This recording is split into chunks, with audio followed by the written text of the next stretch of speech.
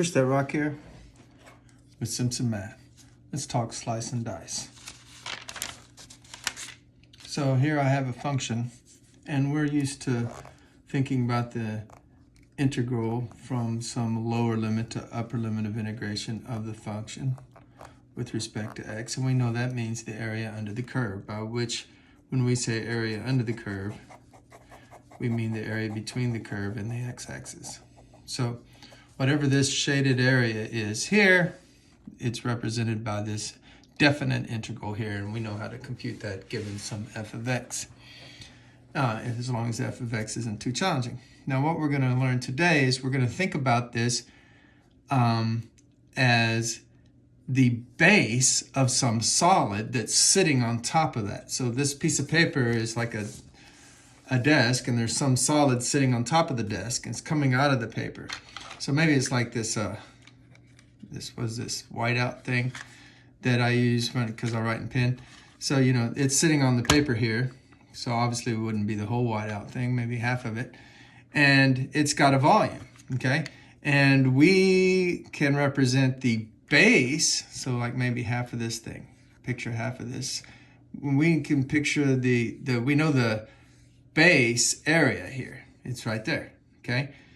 And we'll be given some clue about the cross sections of this object. But the very first thing you have to get your mind wrapped around is in these problems where we use slice and dice, this area is described as the base area of a solid.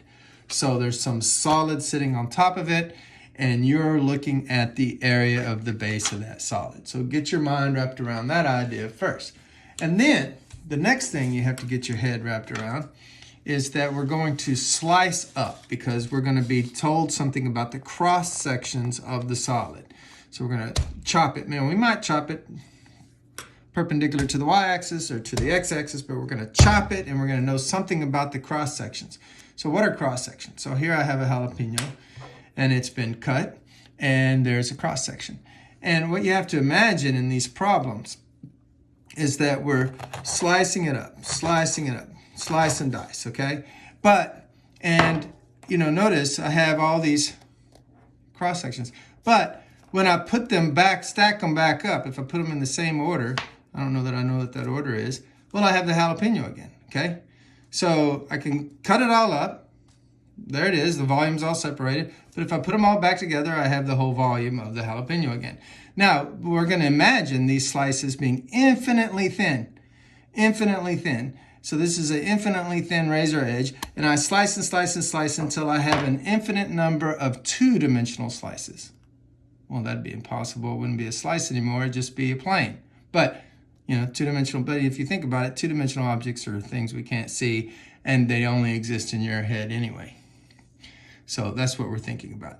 These things that only exist in our head. An infinite number of two-dimensional cross-sections of some solid, be it a jalapeno or a whiteout thing or a lamp or a television or Raph's head. Okay, now, the concept here is, if I can write on my jalapeno juice, is that if I add up, and one way to add up is to integrate. If I add up all of the infinite many slices, and I knew their area. So if I had some area function that told me for every x, this x, this x, this x, the area. So I had the area of all these cross sections. If I had the area and I added them all up, then I would get the volume. And y'all know what volume is. Like, how have you been getting volume your whole life when you're in grade school? You know, you get this little base area, right? And then you multiply by the length, okay? And then that gives you the volume, right? Base area times some third dimension gives you the volume. Well, what is that? What are you doing when you do that? Well, there's, see, an infinite number of cross sections, okay? And you're finding the area of all of them, okay? And then you're adding them all up to get the volume. And a quick way to add is to multiply, okay? So that's sort of the same concept. Now, let's do an example. Skip the page. Oh, here we go. Here's an example. So we have a function here, and the area under the curve, so this area here, so the area described from 1 to 5 of 1 plus the square root of x minus 1. Now this isn't going to give me volume. This is area, okay? This is giving me this area right here. But we're going to try to get a volume of some object. So the area is the base of a solid. So there's some solid sitting on top of this. And this solid has square cross sections perpendicular to x-axis. So I take my razor thin knife and I cut perpendicular at a right angle with the x-axis. I create a square. Oh my, let's go for that. Let's try to create a square. So let me get a sheet of paper here. Here we go. This is going to be my knife. This razor edge sharp here. I'm going to, boom, cut right here at some x. At some x. I'm going to cut right there. And when I do, I'm going to create a square. Okay. Well, one edge of the square is right there. That's one edge of the square. Look, right there. So however long that is, you know. Let me try to reproduce that. Okay.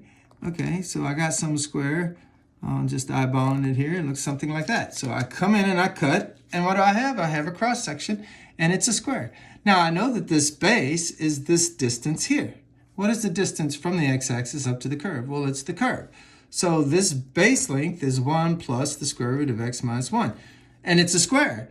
So now, you know, it's not always a square. It's a square in this example. This is an example, folks. Don't think you're always going to be doing what I'm doing here. So what you have to do is you have to imagine slicing it, okay? And then you have to imagine whatever it tells you you see. In this case, it says we should see a square when we slice it, okay? And this square has one leg, one side that's 1 plus the square root of x minus 1. Well, the other side must also be that same thing because that's the remarkable property of squares is that they have all the sides equal. So the area function